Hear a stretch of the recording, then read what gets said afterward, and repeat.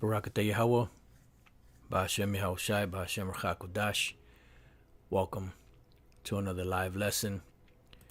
The name of this one is "And have made of one blood all nations." This was an idea that came to me yesterday on the way to camp, and pretty much, the thought came into mind to go into, these nations, just like a recap. Brothers that have been around for a while already know about this, but every once in a while, we go through the spirit back to the basics and visit certain things.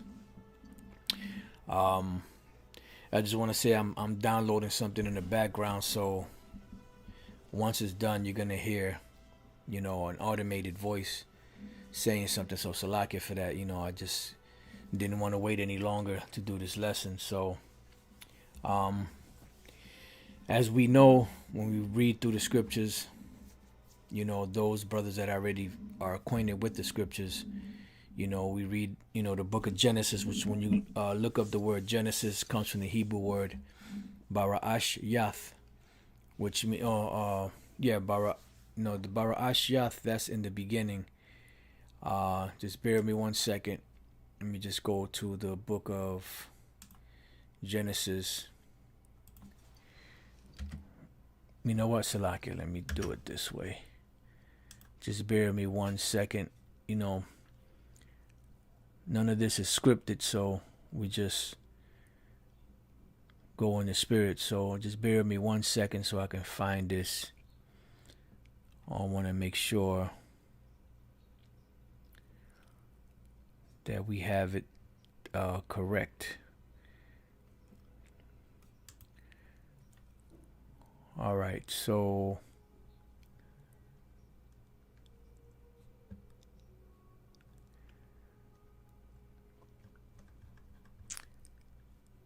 let me do it this way. Hold on 1 second. Salakia for this.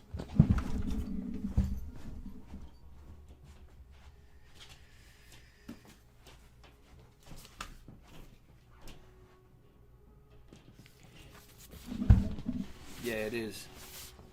I just wanted to make sure that it wasn't a different spelling. Haven't looked that word up in a while.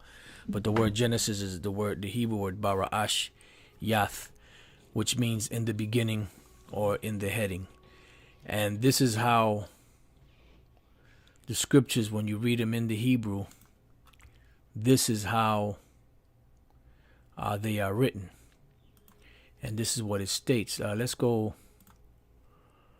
open up a new tab here. Let's go to the book of Genesis, because we're going to go to there anyway. Genesis 1. And when we go into the Hebrew portion of it, we read here, Ba Ra Ash Yath. Ba is in, Ra'ash is head, and the Yath makes it plural. All right, so Ba Ra'ash Yath, in the beginning, but literally it means in the headings, meaning in the headings of this record that's being written, of what we're about to read. And this is the only book that starts that way in the beginning, because the Lord gave Moses all of the secrets, and things that were taking place all the way from the beginning. So this book here is what gives us the records of history from the beginning of time. And any of those of you who are familiar with a historian by the name of Eustace Mullins, they asked him how far does his research go back, and his research goes back, he said it went back about 5,000 years in the Library of Congress. And that's correct. I mean, by now it's almost 6,000, it's 5,000 plus years. But that's how far the history of man goes back. Not no millions and billions and trillions of years ago. This is just a ploy by Esau, who pushes his science, falsely so-called, upon the world and tries to make everyone believe that the world is billions of years old, which it's not. The history of man alone only goes back, more 5,000, almost 6,000 years. to the time of Adam. And that's, that's the truth according to the scriptures, according to the timeline of the scriptures. Now, we don't have the precise exact date, but we don't need that. We know approximately it's about 5,000-6,000 years. And this is these are the origins of how everything started. Before you had any written records, because in the past everything was done verbally. This is why when we read in the book of Genesis, the 4th chapter, about Cain and Abel, we read that the Most High was pleased with Abel's sacrifice, but he was displeased with Cain's sacrifice. So then you would be like, well, how did they know when this wasn't written yet? This was before Moses actually scribed, the laws and the history of what we're reading today. Well, there was no written record back then as far as the laws, because the laws were an oral tradition. When the kingdom is established, the laws will be put into our inward parts. We're going to have still written records, but we wouldn't really technically need them because they're already going to be in our spirit. So back then everything was verbal, and this is why the Lord was angry with Cain for the sacrifice he brought, because he tried to play the Most High cheap. All right. So what I want to do is, we went into that Genesis bara ashiath, which means in the beginning. Bara means to create. Alahayim, Allah is God, and the yum at the end makes it plural. So Alahayim are gods, plural. Ath is a Hebrew, two Hebrew words or letters that exemplify or that tell that this that we're reading actually happened. This definitely happened. This is as they call it, definitive accusative, or definite accusative.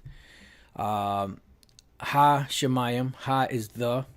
Shemayim is heavens, which the word Shemayim, when you break it down, as far as heavens are concerned, the Shah is of, or which, or that which pertains to, and Mayam is water. So that which pertains to the waters, because what Yahushua and the angels were doing were pretty much manipulating the elements of that are in just in space period, and bringing them together to create what we see today. The waters and the earth and the trees and the people and the animals and all of that. It says wa'ath, and definitely ha-arataza. Ha is the, arataza is earth. All right. So these are the origins of the beginning of creation and how everything went down. Now, I didn't really want to, but that was the Spirit made me go there, because I was going in another direction to start in another scripture, but the Spirit wanted me to go here to explain that, because brothers that have been in this for a while, they know how to break just this first verse down. All right. But there's people that are coming in now that don't know, so we have to go into that also. And when we read here the word God here is singular. It should have been gods, because the Most High is a singular power. The Most High, he's the ultimate power, but he has Yahushua and the angels, that are under him.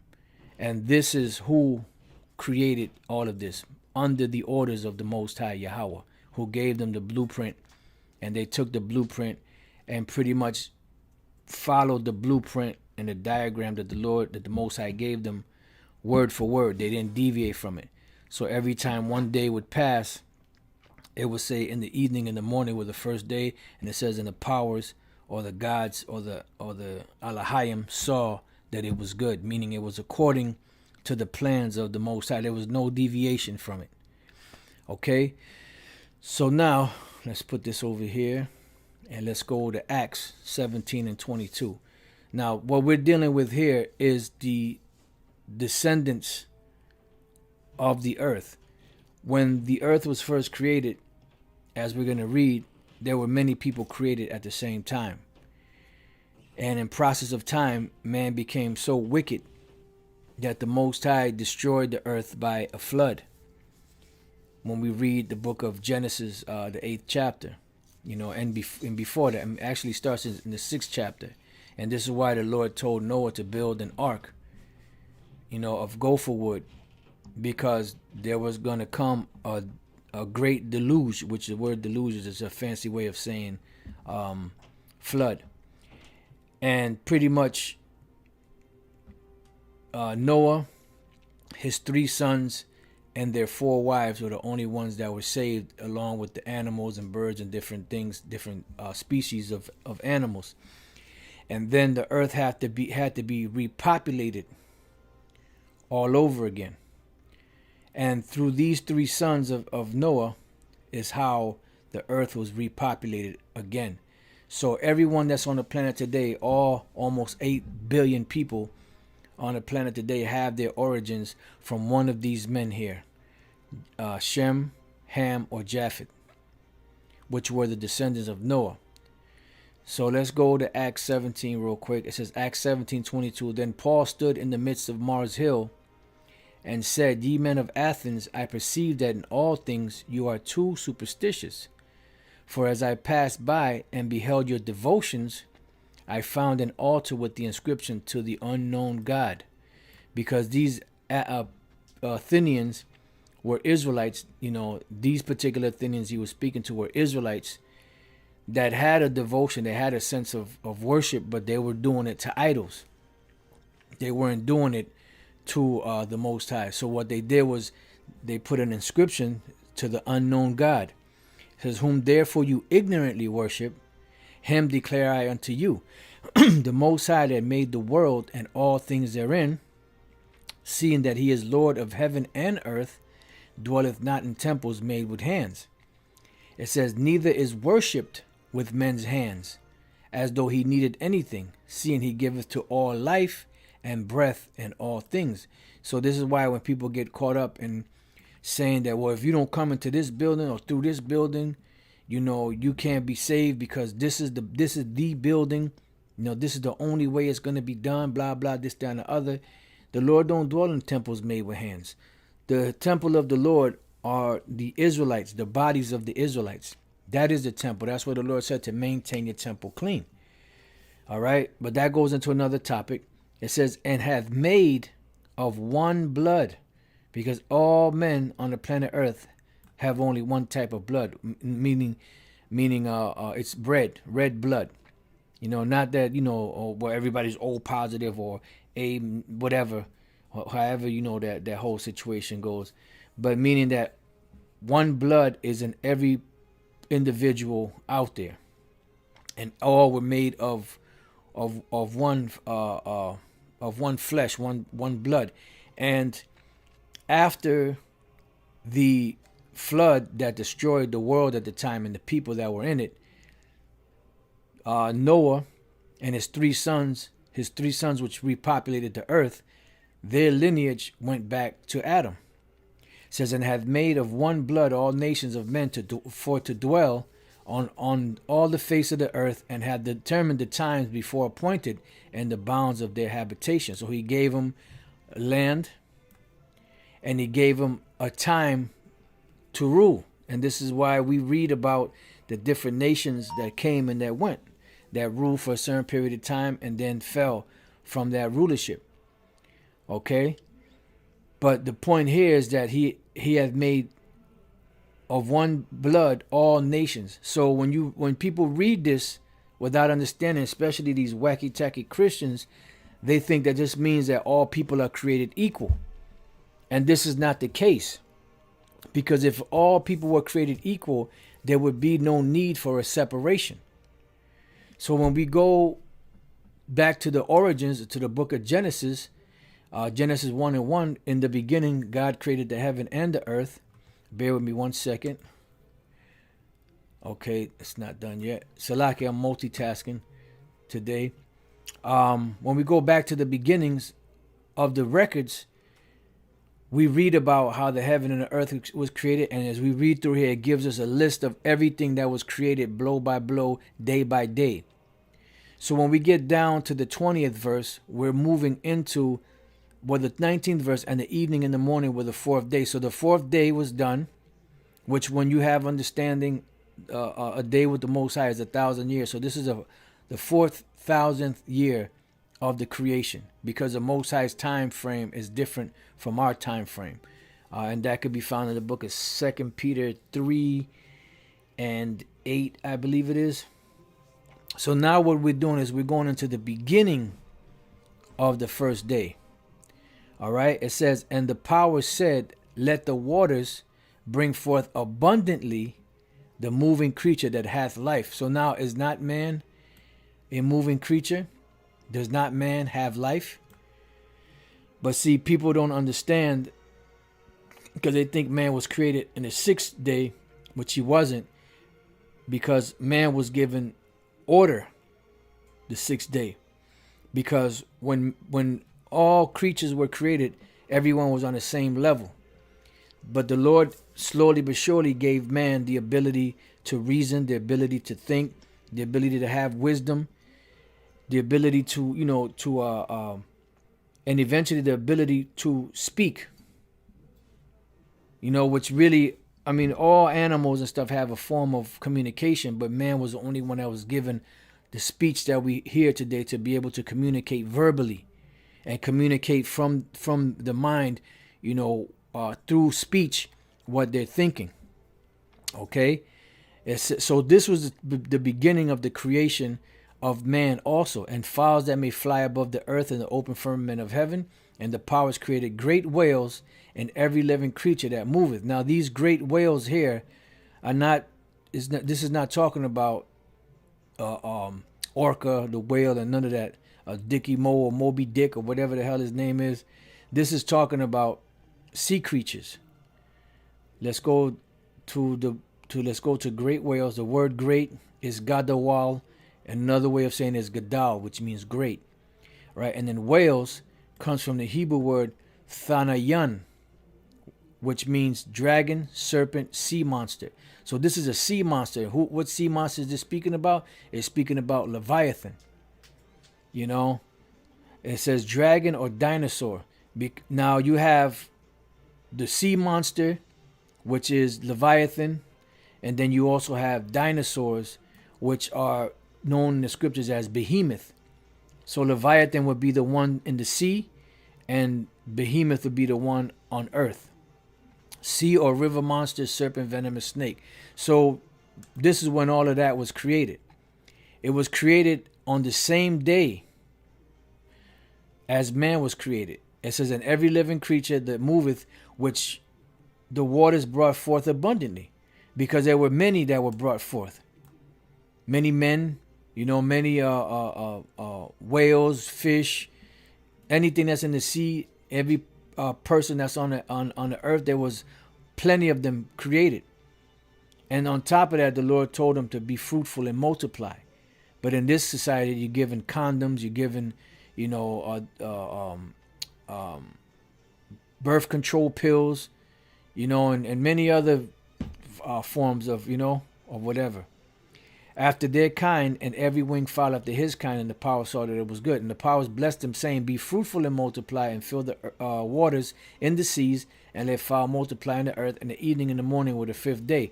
And this is all dealing, which we read, it's the fifth day. This was dealing with man.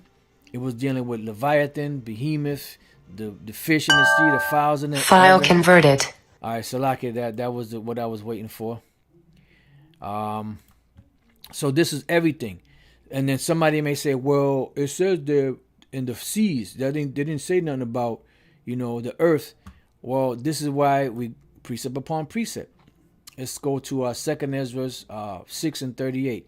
And I said, O Lord, thou spakest from the beginning of the creation, even the first day, and saidest thus, let heaven and earth be made, and thy word was a perfect work. And it goes into how Yahushua and the angels moved, and started to create everything. And we jump down to the 45th verse. Upon the fourth day, thou commandest that the sun should shine, and the moon give her light, and the stars should be in order, and gavest them a charge to do service unto man that was to be made.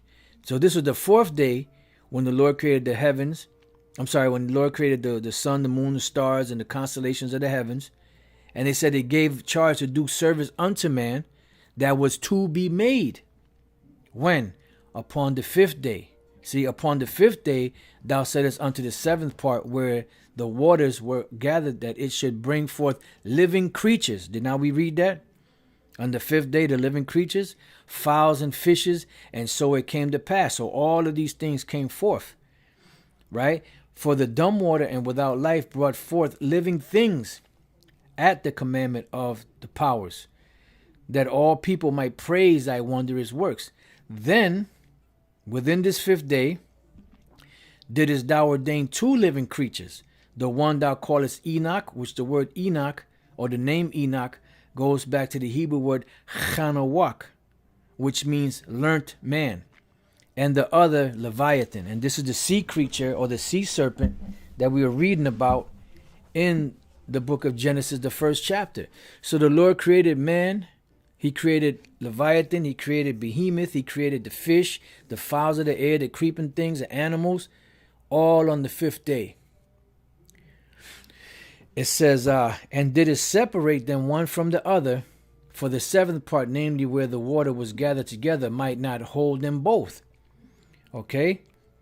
Unto Enoch thou gavest one part which was dried up the third day, which is called earth, that he should dwell in the same part wherein are 1,000 hills, because this is what was given to man, the earth.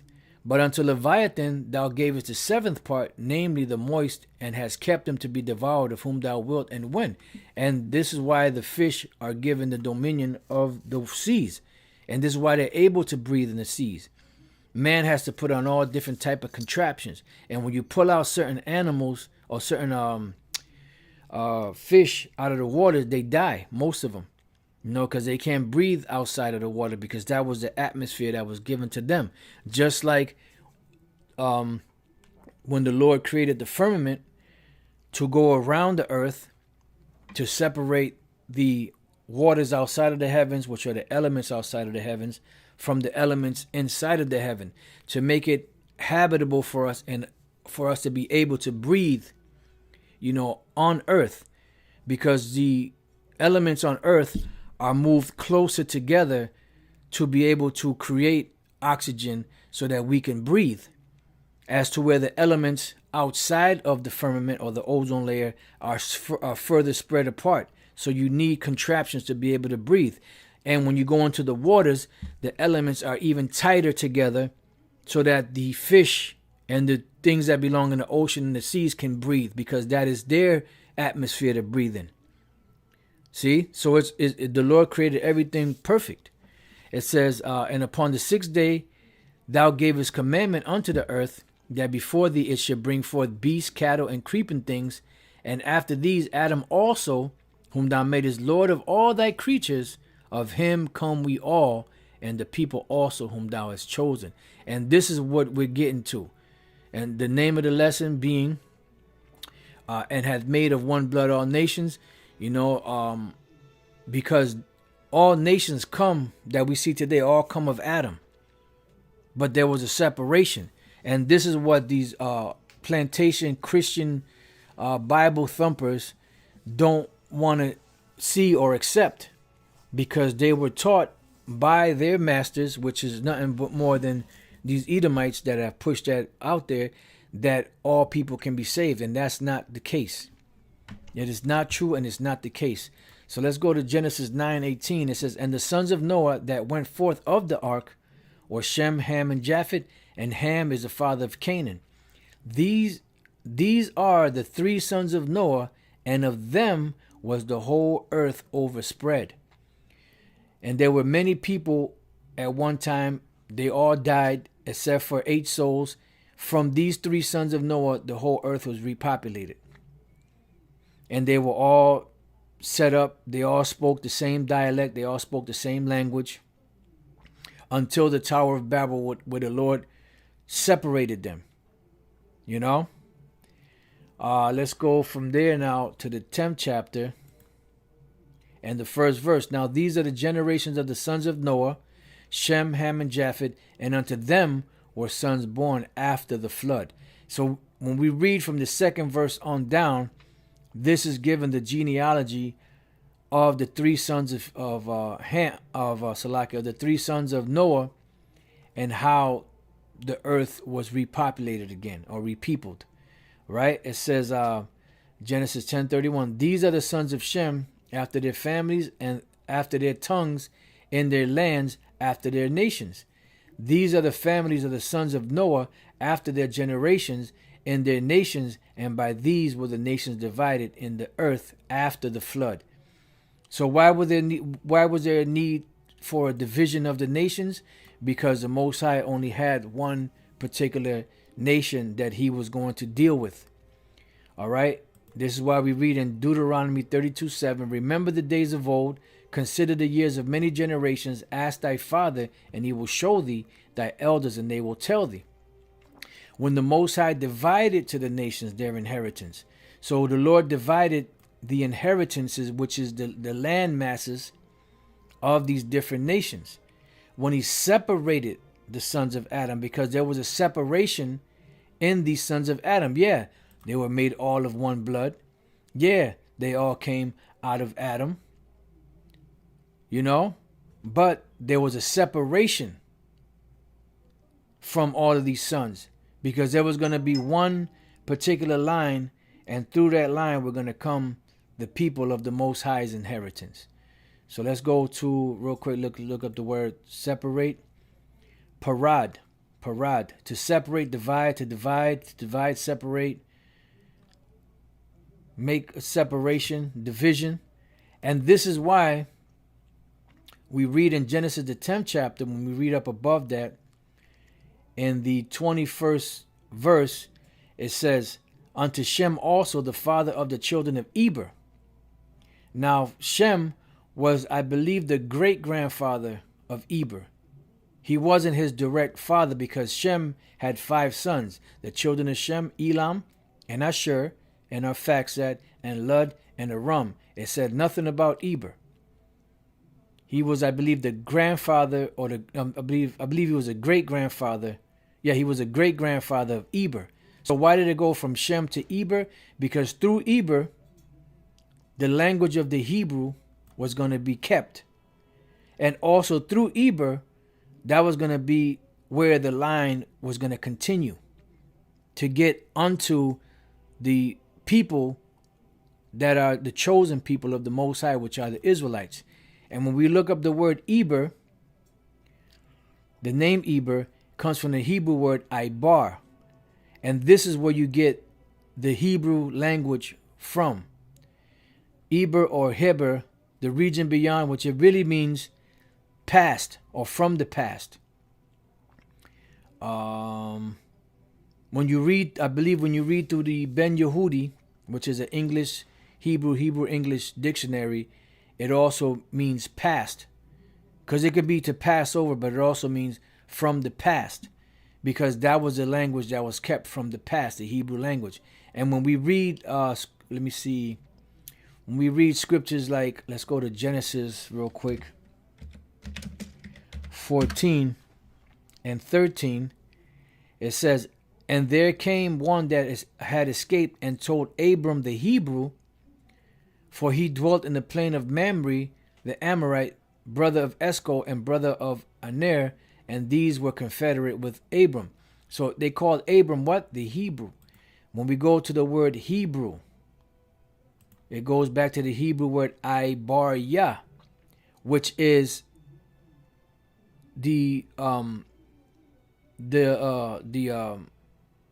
a word that can be traced back to the root word Ibar, as we read here, which is Eber. Okay? So now it says, unto Shem also, the father of the children of Eber. So we understand now why it jumped from Shem to Eber. The brother of Japheth, the elder, even to him were children born. So now it's going to give you the lineage of the sons of Shem. The children of Shem, Elam, and Asher, and Arphaxad, and Lud, and Aram. So out of these 5 sons of Shem, there was going to be one of these sons that the chosen line was going to pass through. And when we read down, it says, and the children of Aram, Uz, and Hul, and Gether, and Mash. And Arphaxad begot Salah, and Salah begot who? Eber. So we're starting to see where the line is going from. It went from Shem to Arphaxad to Salah and to Eber. It says, and unto Eber were born two sons. The name of one was Peleg, for in his days was the earth divided, because there was going to come a division.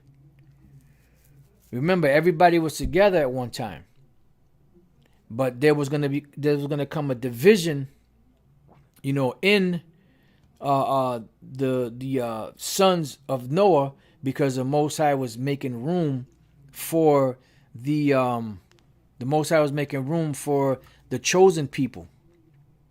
All right. I hope y'all following along. So the word Peleg, right? When you look it up in the Hebrew, it's Palag, which means division, because in his days was the earth divided. And from that point on, people started to gather together in groups, of their separate nations from the people that the Most High was going to set up. Because the Lord created all people, but he created the nation of Israel to be close unto him. It says, for in his days was the earth divided, and his brother's name was Joktan. And then we read on and on. So now let's go from there to the book of Genesis 11. And let's jump down to 10.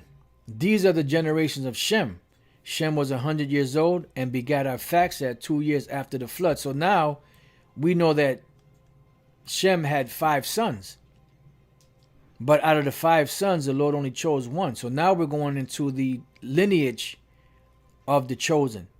So we went from Shem to Arphaxad 2 years after the flood. And Shem lived after he begat Arphaxad 500 years and begat sons and daughters. And Arphaxad lived 530 years and begat Salah. That's another one. And Arphaxad lived after he begat Salah 403 years and begat sons and daughters. And Salah lived 30 years and begat Eber. So we got Shem, we got Arphaxad, we got Salah, we got Eber. And Salah lived after he begat Eber 403 years and begat sons and daughters. And Eber lived 430 years and begat Peleg. And Eber lived after he begat Peleg 430 years and begat sons and daughters. And Peleg lived 30 years and begat Reu.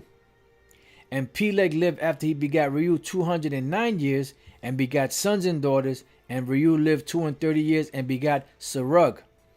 And Reu lived after he begat Serug 207 years and begat sons and daughters. And Serug lived 30 years and begat Nahor.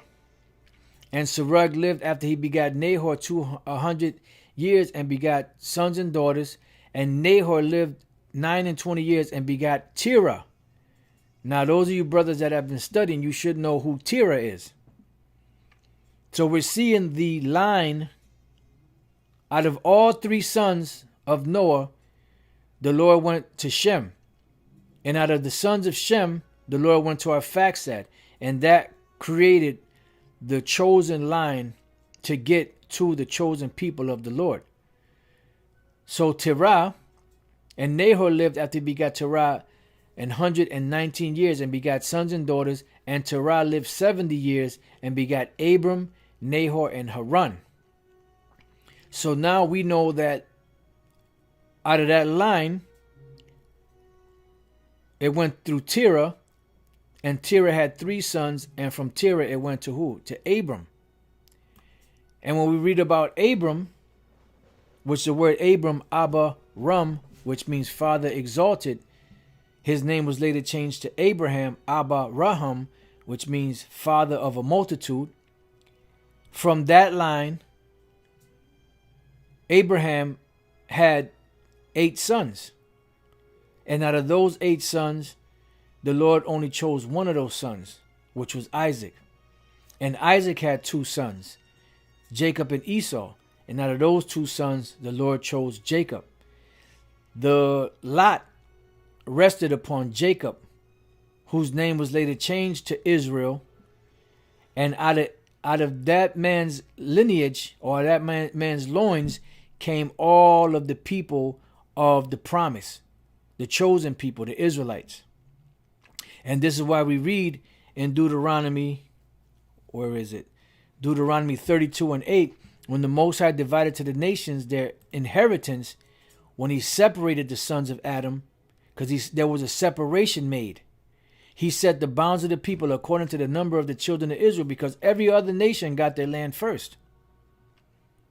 Israel was the last ones to get their land. For the Lord's portion is his people. Jacob is the lot of his inheritance. So this is where the ball stops. Right here. And this has never changed. The scripture said that the Most High does not change. So there's no other nation that the Lord is dealing with but the nation of Israel. So although he made of one blood all nations of men, although he had Adam have all these people, and then after the flood came back through Noah, Shem, Ham, and Japheth, he's only dealing with one nation of people. And that's been the same story from the beginning all the way until now. But people without understanding, especially these plantation Christians, they want to incorporate the whole world as being the people of the Lord, that they can receive that, and they can't. That's a beautiful scripture. Yep, Elder Manata Zakba. And shalom to the Akim on the common board, the elders, the Akwath. Amos 3:1. Hear this word that the Lord has spoken against you, O children of Israel, against the whole family which I brought up from the land of Egypt, saying, you only have I known of all the families of the earth. Therefore I will punish you for all your iniquities. So the Lord is only dealing with the nation of Israel. And this is why we as a nation catch so much hell. Because what it is although we feel, because it said, matter of fact, let's go real quick to Malachi chapter 1. The burden of the word of the Lord to Israel by Malachi. I have loved you, saith the Lord, yet you say, wherein hast thou loved us? And this is why, we're like, damn, you love us, but it don't feel like that. It feel like you hate us. Why? Because we're constantly getting kicked in the ass. We're constantly at the lowest part, the lowest part of the totem pole, in the worst places of the earth. We're at the bottom. We're always in the ghettos and the favelas and the reservations, in the shanty towns and the barrios. It's like it seems like we're always getting the short end of the stick. But there's a reason for that. Let's go real quick to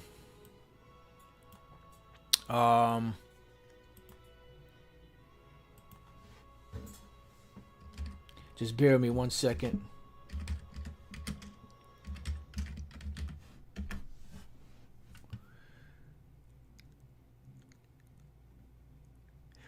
Hebrews 12:5. And you have forgotten the exhortation which speaketh unto you as unto children. My son, despise not thou the chastening of the Lord, nor faint when thou art rebuked of him. For whom the Lord loveth, he chasteneth and scourges every son whom he receiveth. So this is a constant chastisement, because we are the sons of the Most High. So he's constantly hard on us. But eventually that's going to lead to salvation, because when the whole world, when these nations, when the Most High open up on them, he's going to open up on them. He ain't going to hold back. There ain't going to be no mercy. But upon Israel, there's always a remnant that the Lord has mercy upon, because we are his people. So that's why it says, despise not the chastening of the Lord. And we all know how it feels. You have to bite down. You have to, you feel all, sometimes you feel hopeless and helpless, but it's all a part of the rite of passage, as they call it. But then in the long run, when you see the benefits of it, you say, oh, that's why I went through that. Okay, I get it now. But at the moment, it don't feel good. So this is how the Lord deals with us as a nation. So that's why it says, Yet you say, wherein hast thou loved us? And then the Lord answered, was not Esau Jacob's brother, saith the Lord? Yet I loved Jacob, and I hated Esau, and laid his mountains and his heritage waste for the dragons of the wilderness. The Lord, even though he jacked us up, he caused us to go into captivity. He had allowed these nations to go into into the land of Israel. The land of Israel is still there. Eventually, it's going to be totally destroyed because it has to be a remake. It has to be done over again. But for the most part, the Lord broke us down, but he always left a remnant to come back. And when all is said and done, and all these nations rule, the nation of Israel, the so-called Negroes, Latinos, and Native American Indians are going to be set back up into power and get that respect back that they had, and even greater than that. Back in the days, because the scriptures say that the glory of the latter house is going to be better than the former. And we're going to get praise and fame, and be set back up into power, because we are the children of the Most High. And this is why we're reading about the different lineages, and how the Most High rejected these nations, and how he chose the nation of Israel, because the nation of Israel is the Lord's inheritance. Now, when we go back to 2 Ezra 6:54, it says, and after these Adam also, whom thou madest Lord of all thy creatures, of him come we all, and the people also whom thou hast chosen. So that's the key. If you don't understand that, then you don't understand the scriptures. And there's a reason why the Lord did that. And when you read the scriptures with understanding, when you read about that the blessing that the Lord gave Abraham, that in him shall all nations be blessed, if you read that with understanding, you know that it's talking about the nation of Israel, because all nations on the planet Earth were not promised the promised land. They were not promised the land of Israel, Palestine, and that area there of land. They were not promised that. And that is a part of that blessing that the Lord gave to Abraham. But everybody's not going to get a piece of that. Even 2/3 of Israel is going to die on this side. That's not going to make it there. But then eventually they'll come back.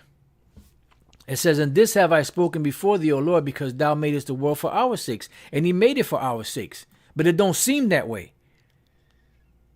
But once it's all said and done, and the kingdom is established, then we're going to understand. As for the other people, which also come of Adam, thou hast said that they are nothing. And Elder Menata Zakba just posted that scripture up a little while ago, in Isaiah the 40th chapter, how the Lord feels about these different nations. It says, but be like unto spittle, and has likened the abundance of them unto a drop that falleth from a vessel, which we read in the book of Isaiah. And now, O Lord, behold, these nations, which have ever been reputed as nothing, have begun to be lords over us and to devour us. And they have the world, beginning with Esau and the other nations. So it seems unfair. But the greater glory is that when the kingdom is established, we're going to be on top. We're going to have everything. These nations are not going to have anything. They're going to be in captivity and slavery.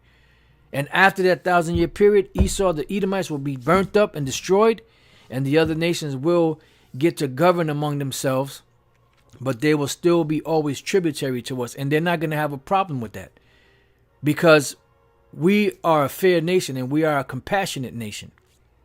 Esau is not. It's all about Esau. It's all about him. The hell with everybody else. He wants everybody to come groveling and throwing himself at him, and barely making it.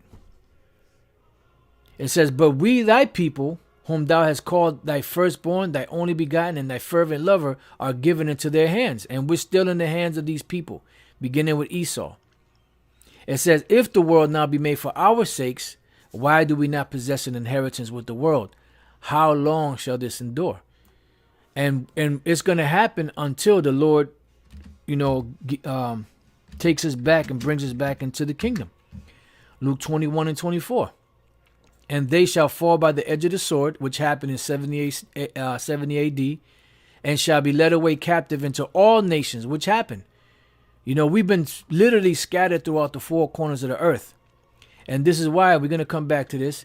And this is why, let's go real quick to Nehemiah, I believe it is, the first chapter. And the 8th verse, remember, I beseech thee, the word that thou commandest thy servant Moses, saying, if you transgress, I will scatter you abroad among all nations. And that happened. But if you turn unto me and keep my commandments and do them, so now the Lord, there was a stipulation in the clause. And at one time we lost the names of Yahweh and Yahweh Shai, but now we're getting them back. For what purpose? For the purpose of being able to come back and call upon him. That's why, we have the names. Like Elder Pastor always says, he said, look, the Lord is going to say, call upon my name, but he's not going to give us the name. He's going to give us all these great mysteries, all these great breakdowns, all the mysteries that these so-called scholars and these so-called learned men are seeking after, different philosophers and scientists and archaeologists and pastors and all that are looking for, and they can't get it, but he's not going to give us his name. Come on, people. But if you turn unto me and keep my commandments and do them, though they were of you cast out unto the uttermost part of the heaven, yet will I gather them from thence and will bring them unto the place that I have chosen to set my name there. And we're going to be brought back to the land of Israel. Because the Lord said, matter of fact, let's get one more before we go back to Luke. Let's go to Isaiah 14. And matter of fact, another one came to mind. I think that's I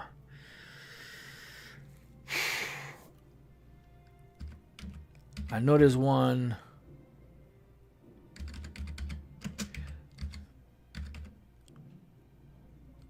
Just bear with me 1 second.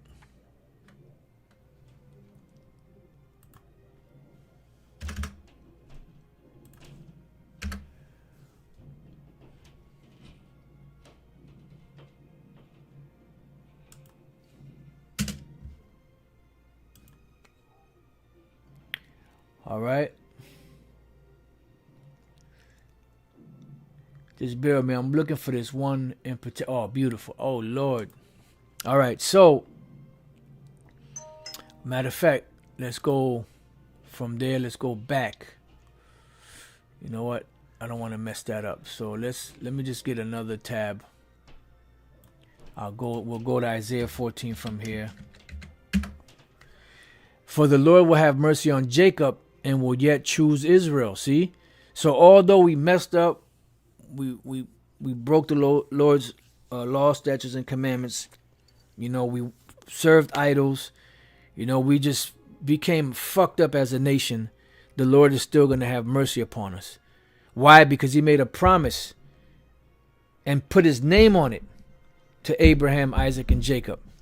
For the Lord will have mercy on Jacob and will yet choose Israel and set them in their own land, and the strangers shall be joined with them. Meaning who? The Israelite foreigners that were strangers are going to be joined back to the nation of Israel, not the other nations. The other nations are going to be slaves, and they shall cleave to the house of Jacob. Why? Because they are Israelites, and they're going to be brought back to their inheritance. When we read Ephesians, the 2nd chapter, it breaks down their whole union between the circumcision and the uncircumcision, which are the Jews that knew that they were Jews and the ones that didn't know, that became heathens.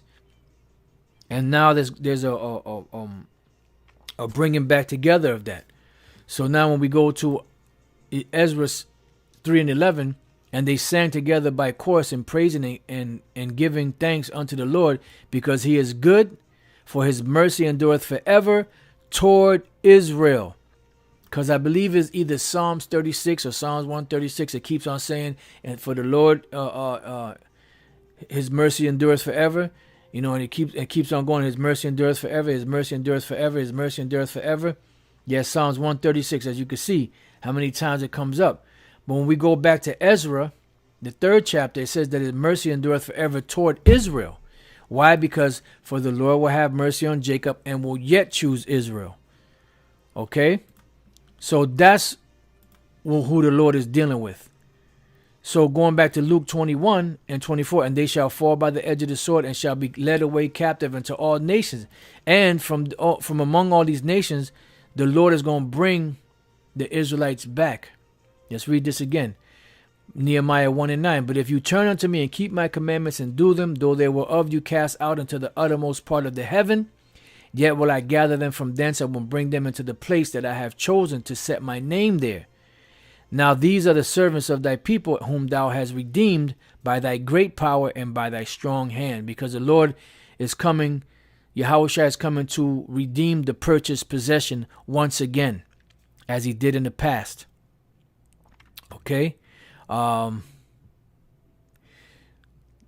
brother, you drive a hard bargain, brother. Baruch 2 and 30. Brother be putting them banging precepts, man. Matter of fact, let me get the one this brother put, the bar kabash. 2 Ezra 2:28. The heathen shall envy thee, but they shall be able to do nothing against thee, saith the Lord Yahweh Bashem Yahushua. That's right. Quadar Gabar, Matthew 5:5. Blessed are the meek, for they shall inherit the earth. That's right. Baruch 2 and 30. For I knew that they would not hear me, because it is a stiff-necked people, but in the land of their captivity they shall remember themselves. That's right. And shall know that I am the Lord their power, for I give them in heart and ears to hear. That's right. And they shall praise me in the land of their captivity and think upon my name. Yeah, because at one time we went away from the Lord and returned from their stiff neck and from their wicked deeds. Damn. For they shall remember the way of their fathers which sinned before the Lord. And I will bring them again into the land which I promised with an oath unto their fathers, Abraham, Isaac, and Jacob. That's plain. And they shall be lords of it, and I will increase them. And I will make an everlasting covenant with them to be their power, and they shall be my people, and I will no more drive my people of Israel out of the land that I have given them. That's right. That's right. So going back, let's see where we at to Luke. It says, and they shall fall by the edge of the sword and shall be led away captive into all nations, and Jerusalem shall be trodden down of the Gentiles, which are the actual Gentiles. That's the context of this particular verse, until the time of the Gentiles be fulfilled, meaning until the Lord is ready to take these devils down, because they were given a certain amount of time. Excuse me, to do this. All right. I'm going to read this one here and get ready to close out. Jeremiah 16:15. But the Lord liveth that. Matter of fact, where's the 14th verse? Right here. Therefore, behold, the days come, saith the Lord, that it shall no more be said, the Lord liveth that brought up the children of Israel out of the land of Egypt. And they're still being spoken of to this day. But the Lord liveth that brought up the children of Israel from the land of the north, and from all lands whither he had driven them. And I will bring them again to their land, into their land that I gave unto their fathers. And there's no record of that ever happening, because it hasn't happened yet. You know, we're coming to that right now. We're coming to that day when the Lord is going to come redeem us and bring us back to our land. All right. So, you know, like I said, I just had a couple of precepts, and the Spirit, you know, led it in the direction that it wanted the lesson to go, you know, but it's called, and hath made of one blood all nations. I mean, this is a topic that can go on and on and on and on and on, because, you know, it could go in many different directions. That's why it's good to go back into the basics, get into that history, because there's a lot that can be said out of that, you know. And on top of that, you know, we deal with the prophecies. And I just want to mention, I meant to mention this at the beginning, but I forgot. But it keeps tapping me every once in a while. Like I made a video concerning last night concerning the camp video, that it didn't go up. So it finally went up.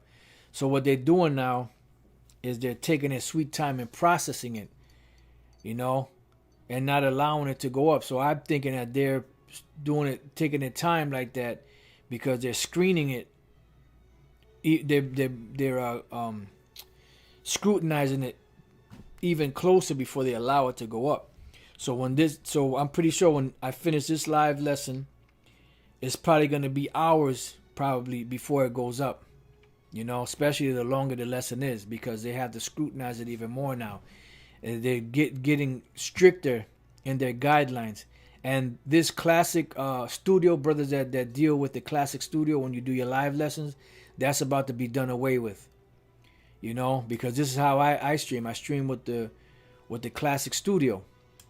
And now they were making it harder and harder to get to. And now it's saying that let me see, bear with me 1 second. It's saying that heads up, before the end of April, general access to Classic Studio will be going away from this channel, but fear not, YouTube Studio has all the tools you'll need to keep creating.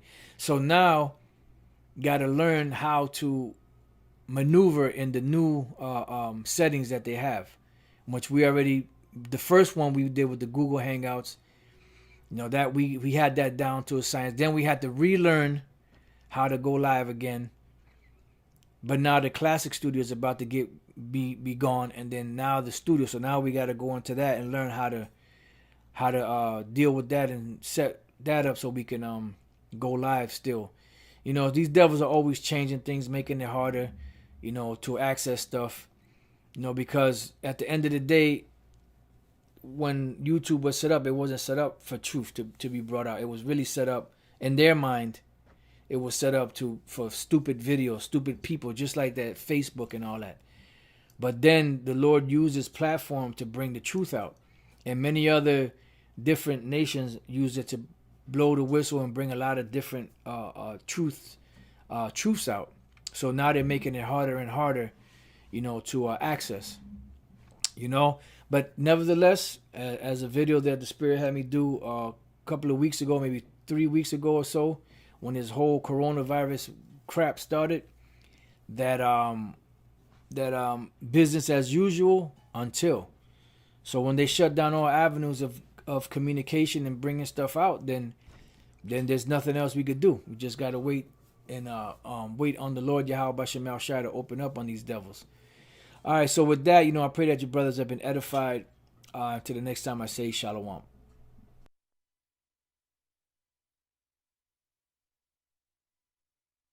Matter of fact, where's the 14th verse? Right here. Therefore, behold, the days come, saith the Lord, that it shall no more be said, the Lord liveth that brought up the children of Israel out of the land of Egypt. And they're still being spoken of to this day. But the Lord liveth that brought up the children of Israel from the land of the north, and from all lands whither he had driven them. And I will bring them again to their land, into their land.